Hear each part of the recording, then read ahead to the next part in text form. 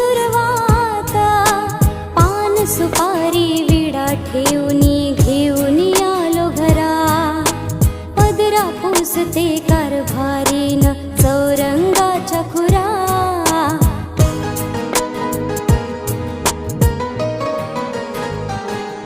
नाव गणाच गोंदायचं